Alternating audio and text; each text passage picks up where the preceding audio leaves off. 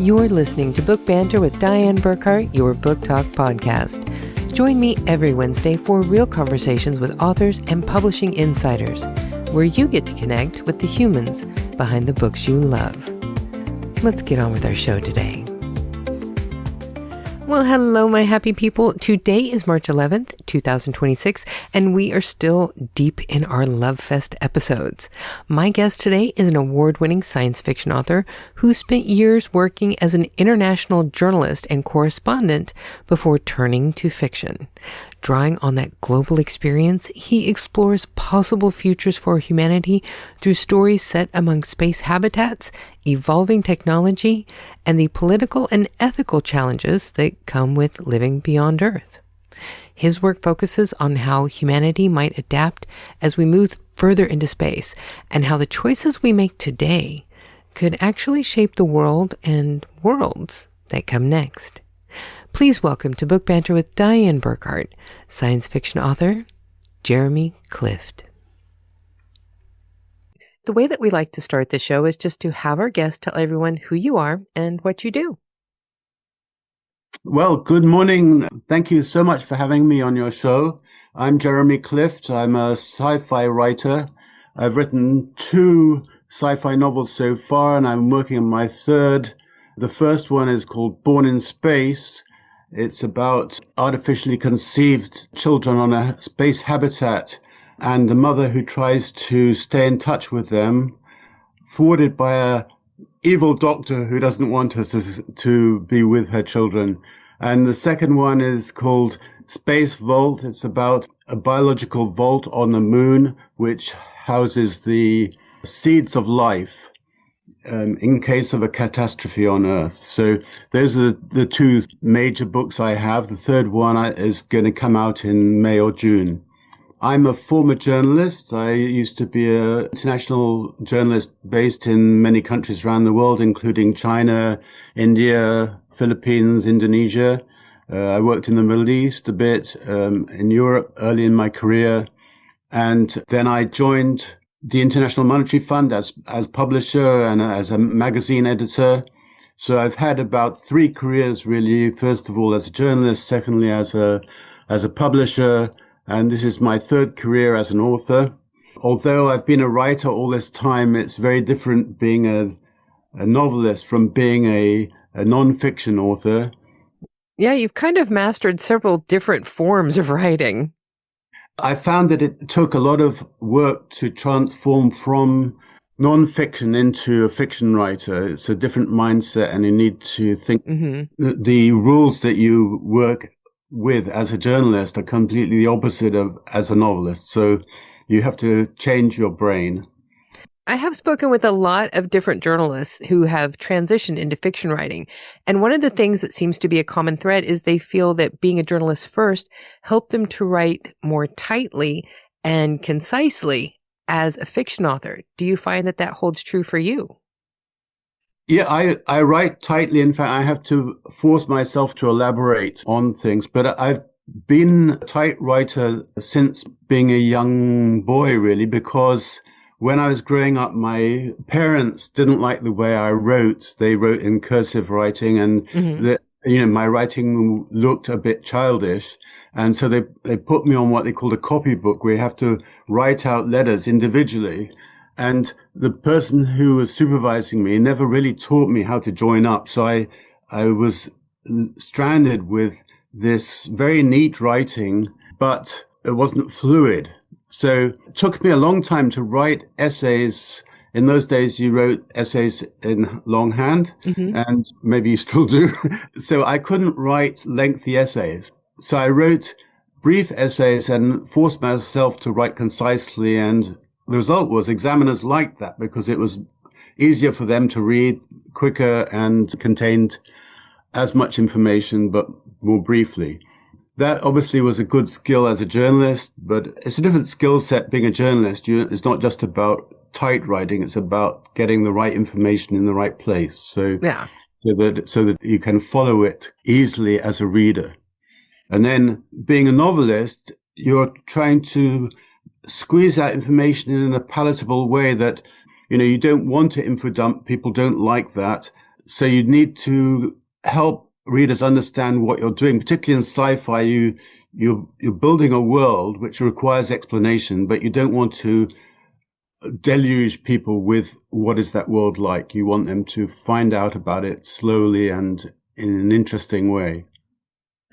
You've already mentioned that you've worked as a journalist, an author, a publisher, and you've done this in many different countries. How did that global experience shape the way that you develop your worlds and your characters?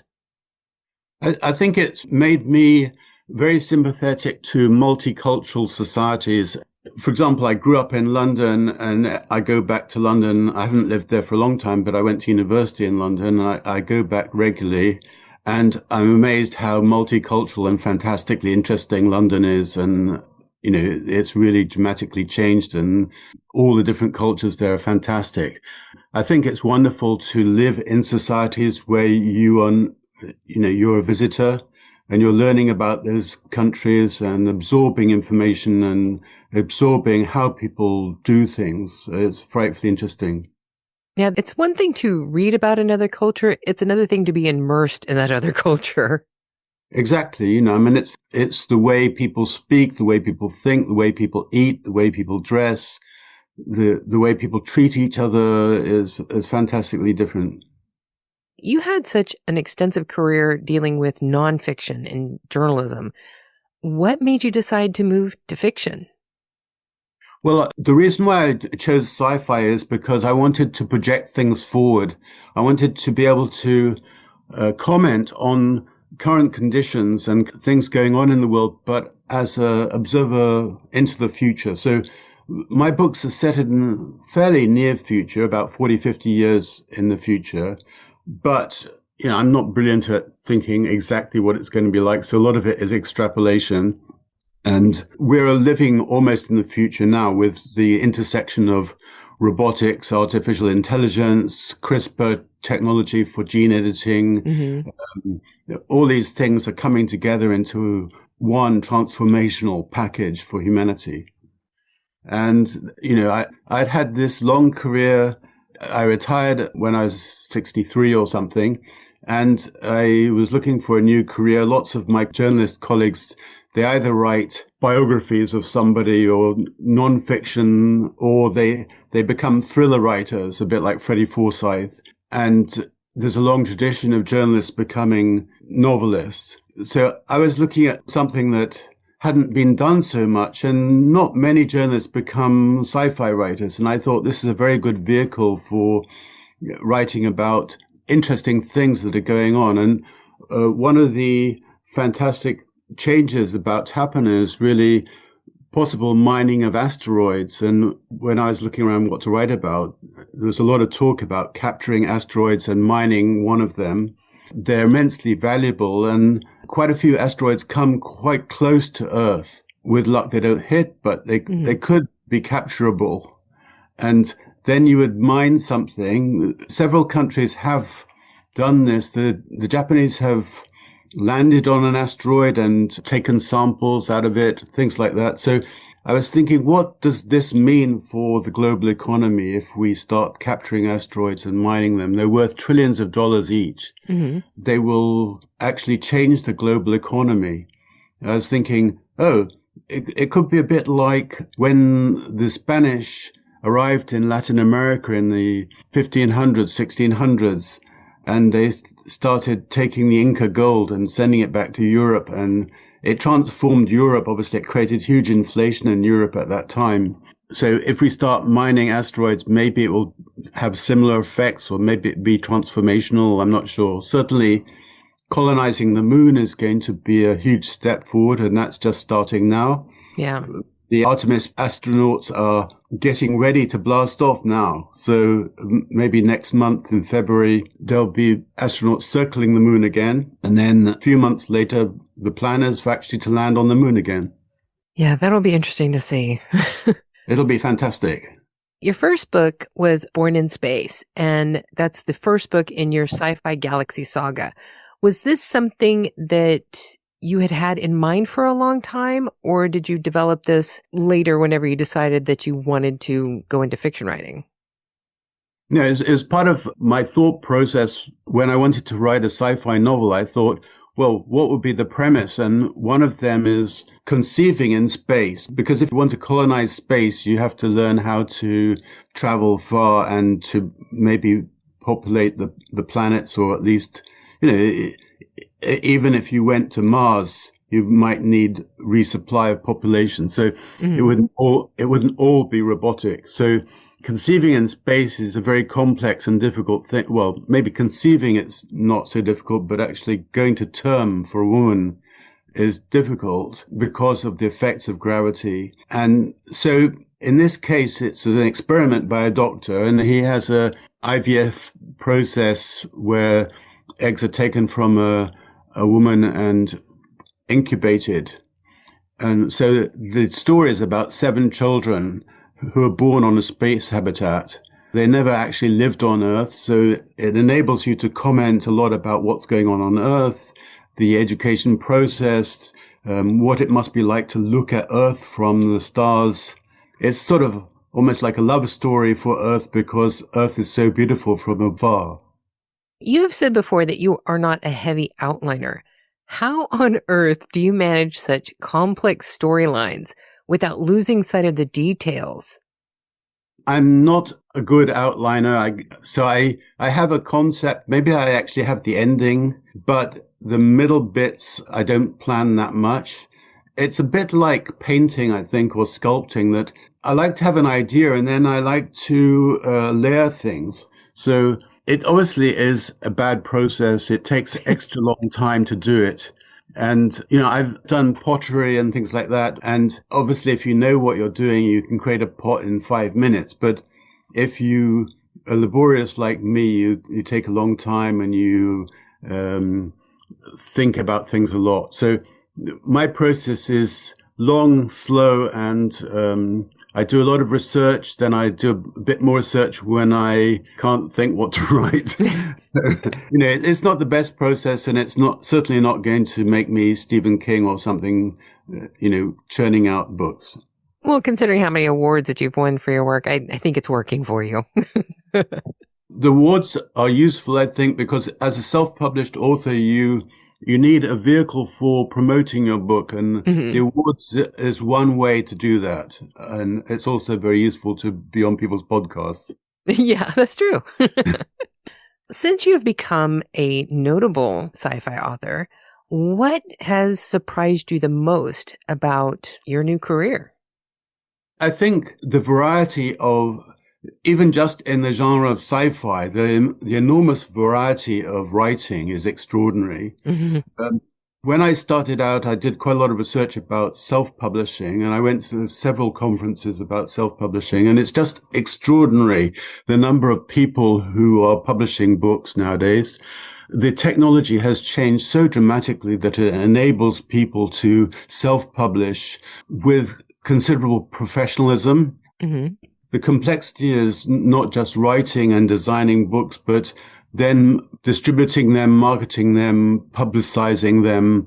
All of that is a very complex process, and you learn probably slowly, but it's a fascinating thing. And the amount being published now, probably far too much stuff is being published, but this has happened with music. There's a lot of bands around. Some make it, some don't.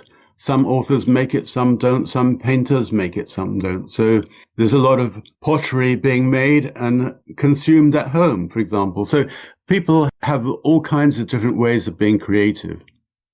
What do you think is the hardest part about writing about possible futures for humanity?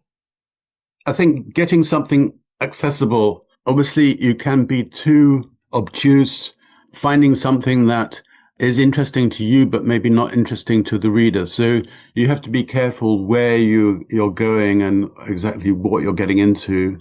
I've tried to make my books as accessible as possible, but bearing in mind that there's all kinds of different readers.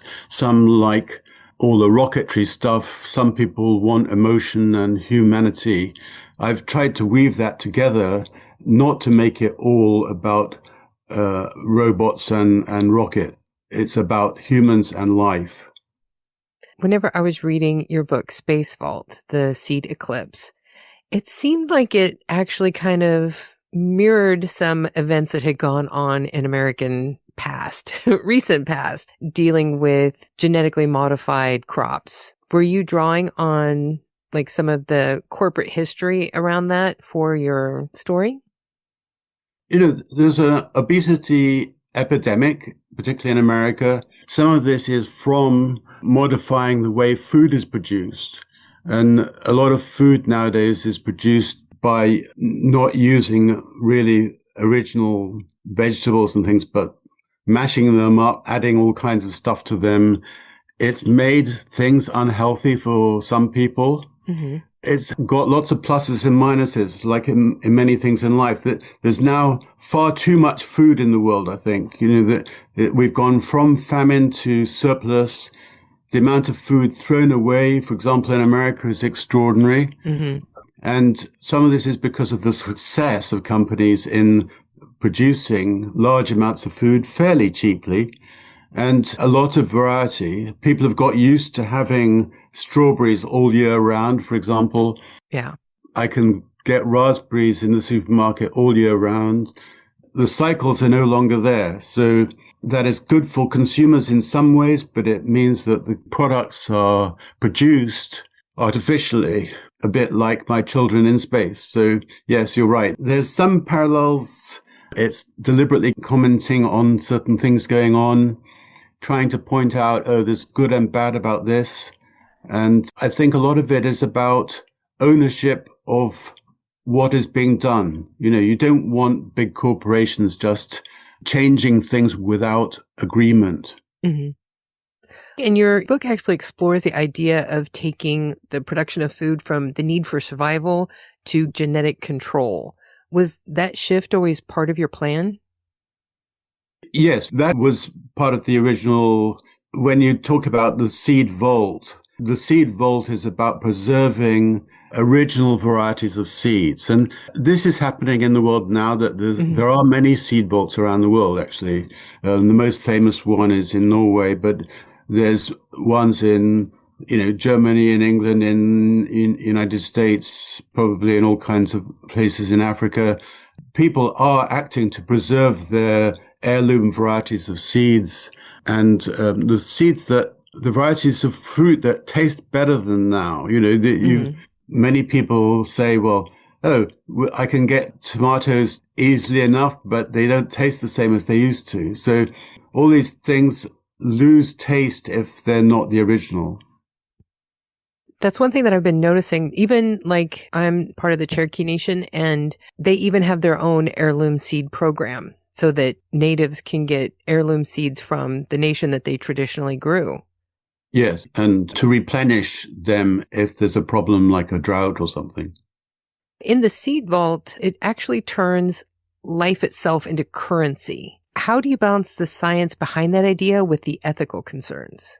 It's not so much currency as it becomes the thing that people fight over.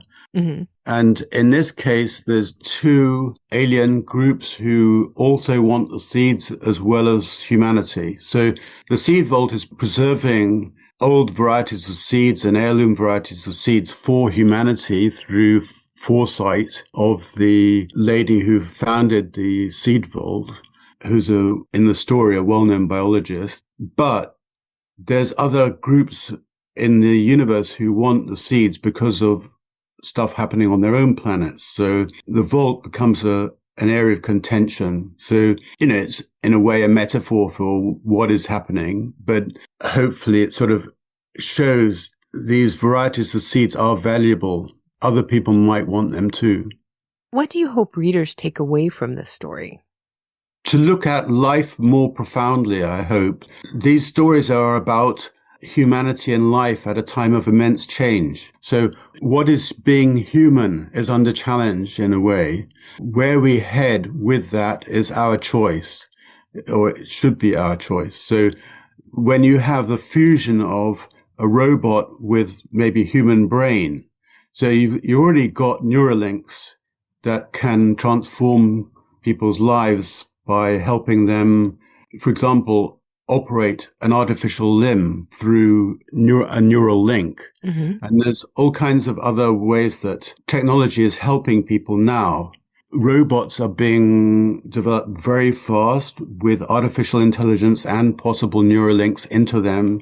So exactly the borderline between what is human and what is modified is blurring very quickly through all kinds of different technologies, but mostly through changes in genome, genetic engineering, artificial intelligence, robotics, self-driving cars, things like this. So it's a huge mishmash, and it's going to transform our lives extraordinarily quickly. Yeah, I'm one of those people where I feel like I can't really jump too hard onto that conversation because I like to joke about me being a mutant because I am quite literally part cow and part machine because I had cow tissue implant after a brain surgery and I have a VP shunt in my head. So I am Wow. a great example of how Yeah. science has used modification to give me a life. Yeah, it's helping you. I wouldn't be here if it wasn't for that. Yes, so I think that there's a lot of stuff that is happening that is very helpful to people, and it's going to transform lives. It's already transforming, AI is transforming doctors' visits. It can diagnose you much more quickly, maybe reduce lines at hospitals, for example. So the intersection of all this is going to change people very quickly. Mm-hmm. CRISPR has helped all kinds of babies, people with heart problems, things like that. So it's transformational and extraordinary. I think it's always going to come down to having oversight to make sure that it's all used ethically. Yes, because people will always take it a bit further. Oh, I could do this, I could do that. So we'll all have to be thinking about where are we headed with this technology. Mm-hmm. People need to be aware of it. They shouldn't think of this as science fiction any longer because people sort of dismiss some of these things as science fiction, but it's not anymore. Yeah. Having huge numbers of satellites floating around the Earth, all giving you GPS and communications, weather forecasting, all kinds of stuff. It's not science fiction. This is where we are now. And it also still makes for good books, though. Well, hopefully it makes people think a lot. It gives something for people to read that says, oh, I hadn't realized that. I hadn't thought of that. That's a really interesting aspect. So I think the idea of the first book, Born in Space, where you have these floating habitats going around Earth, this is something quite likely to happen fairly quickly, a bit like cruise ships going around Earth on the sea. There will be habitats going around the Earth. That's where the tourism will be, I think. I don't think there's going to be lots of tourism trips to the moon, actually, because it's a complex thing to do that. But going to a space habitat floating around the Earth, probably not that difficult.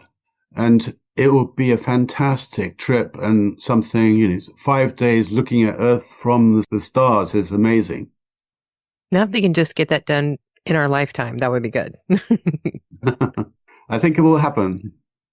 So now seems like the perfect time to do our 5 quick questions that never turn out to be quick, but I have eternal hope it will happen one day.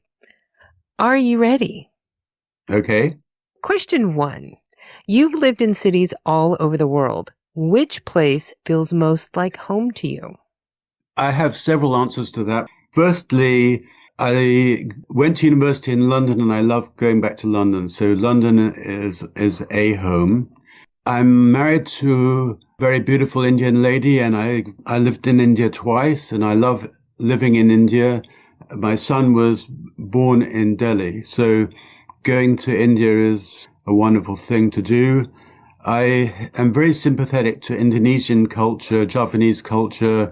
My daughter was born in Jakarta, and so I love that. I had the wonderful opportunity of living in China for a short time, maybe 18 months, just at the time of extraordinary change under Deng Xiaoping. It's not home, but I would love to go back there and see what's happened. And now I'm living in the United States. I love where I live is in Charlottesville in the Shenandoah Valley. It's the most beautiful part of the United States. Wonderful seasons here. nothing too dramatic. So it's an ideal spot to live. Question 2. What's one thing you value more now than when you were younger? I am more aware of time, maybe. Also, I've become more solitary. So Yeah. I don't mind solitude. I like quiet, but it's not idle quiet. And I'm always thinking, I love walking, and some of my best ideas are from walking every afternoon. Question 3. In sci-fi, there are a lot of really big fandoms. Are there any specific ones for which you are a true fanatic? I'm not really a sci-fi fanatic, but I do like space opera quite a bit. And I like all the books by Arthur C. Clarke and that type of sci-fi as well. Question 4. You mentioned in your bio that you're a father of 2 grown children. What is one great thing about having children that are all grown up? What amazes me is what they've done with their lives and their careers and how they've developed and how responsible they are now. Mm-hmm.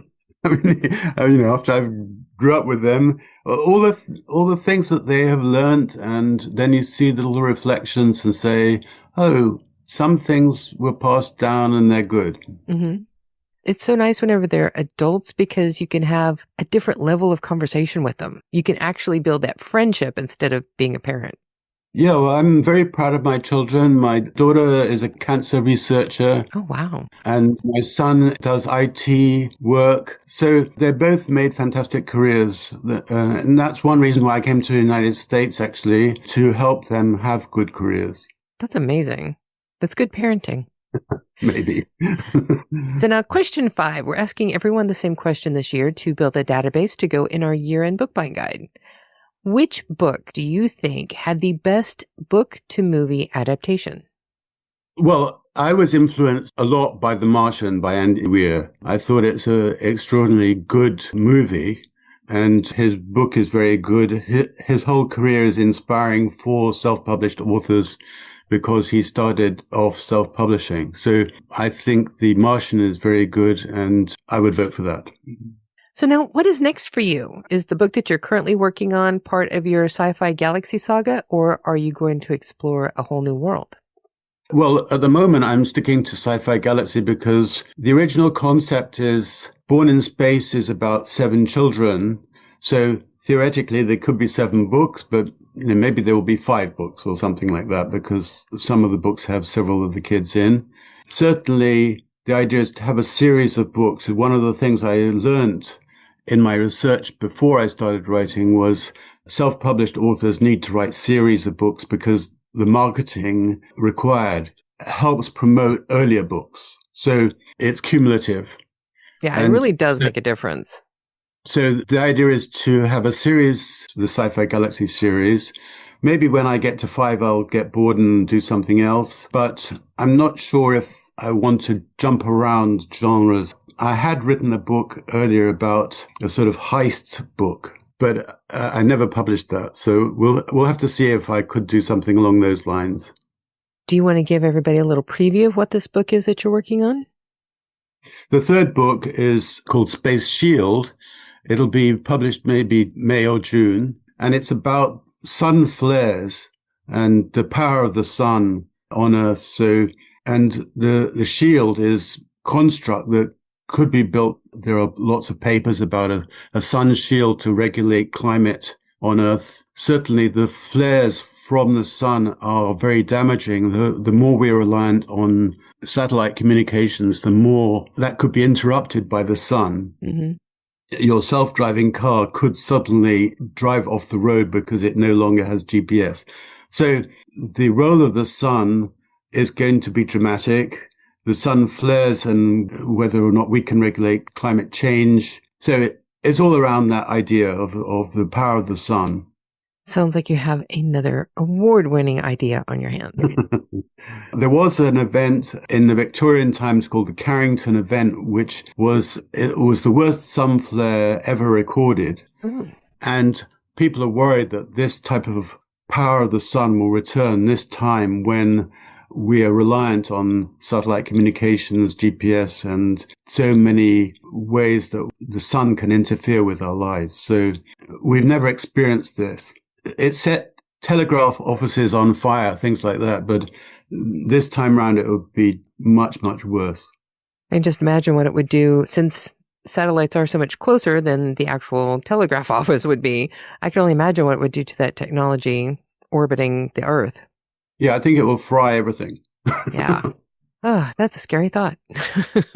Well, one could read the book and see, okay, what should we do about it? The issue is, okay, if you plan for this and you have a solar shield, who has the power of the solar shield? So who controls that? Mm-hmm. So it's a bit like the seed vault and who controls life. In this case, it's the solar shield and who controls the ability to switch the sun on and off. And those are some very good questions to explore now before it's actually happening. Yeah, it definitely is. So now why don't you go ahead and remind everybody who you are and where they can find you and your books. My name is Jeremy Clift. I have a website called jeremycliftbooks.com. My books are available on several platforms, obviously on Amazon around the world, bookstore.org. My books are all published through Ingram Spark as well as Amazon and Draft to Digital as well. So Draft to Digital gets you into Kobo, Smashwords, things like that. So a lot of different platforms. If you look up jeremycliftbooks.com, you'll get a lot of material there and you can see some of the reviews, whatever is helpful to you. And for all of our listeners, we will make it very easy for them to find you on the internet, because in the description of today's podcast, we will have all of the links to your major social media and also to go buy your books. And you'll also be listed on burkhartbooks.com/podcast. Great. That's fantastic. I have a good audio version of the first book, Born in Space, which I'm delighted to say actually lots of people are listening to. So if you like audiobooks, Born in Space is beautifully narrated by Gabrielle Gumbs-Gordon, and I will be doing the other two soon. And audiobooks have become incredibly popular lately, and people don't realize how much work and money goes in for independent authors to produce audiobooks. So one thing that we always want to push is if there is an audiobook by an independent author, please go check that out, because a lot of love and care went into getting that to people. Yes, and I've deliberately chosen a human narrator. Even the sites themselves are pushing AI narrators. Yeah, they are. I'm rigorously going to stick with human narrators. I very much support human creativity and human narrators. Absolutely. Thank you so much for being here with me today. You have just been absolutely delightful, and I loved having you as a guest. Fantastic. Thank you so much for speaking with me. So there you have it, folks. My conversation with the award-winning science fiction author, Jeremy Clift. If you would like to learn more about Jeremy and his work, be sure to check out the links in the description of today's episode, where you can find his website and information on his Sci-Fi Galaxy series. Now, coming up next week, we will have our first ever Book Banter with Diane Burkhart podcast takeover. My friend, Sebastian Durow-Russell, award-winning author of Burning with a Blue Flame, will be stepping up as guest host to interview romance author D.S. Stevens about her upcoming book, Langston Watch Hotel. This is the first book in a new Haunted Heart series being published through Burkhart Books. If you would like to see the final cover reveal for the Langston Watch Hotel before it is released to the public, be sure to sign up for our newsletter at burkhartbooks.com/subscribe. The cover art for this book has been revealed throughout Lovefest exclusively in our newsletter, and the final reveal will happen next week, just in time for our special episode. We're also working on a new media course designed to help authors learn how to better promote themselves and their work. After interviewing so many authors over the years on Book Banter with Diane Burkhart, it has become clear that many authors, even traditionally published authors, struggle with marketing. With my background in graphic design, promotions, and advertising, I want to make this process a little bit easier. So be sure to sign up for that newsletter so that you can stay up to date on all of these great things that are coming out of Burkhart Books and Book Banter Productions. And as a little bonus, newsletter subscribers also receive exclusive deals and discounts that you won't find anywhere else. I think that's probably enough for today, folks. So you know what that means. It's time for you all to go forth. Go forth and be really happy that we have a cool podcast takeover episode coming next week. Thank you for joining us today. Be sure to subscribe to Book Banter with Diane Burkhart on your favorite podcast streaming service. Because if you love books like we do, you do not want to miss a single episode of this podcast.